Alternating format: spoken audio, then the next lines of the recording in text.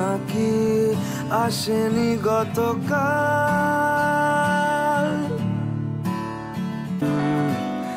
চাঁদের ঠোঁট ছোবে কপাল।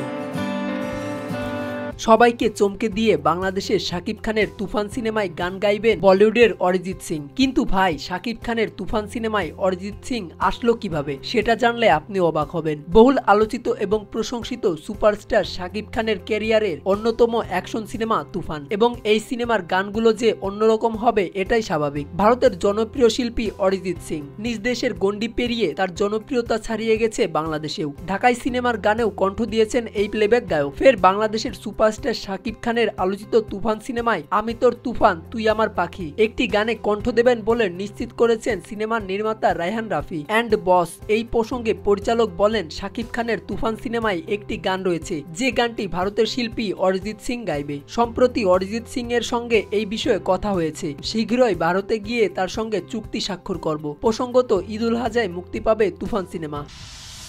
তুফান, খুব ভয় পাইছি রে।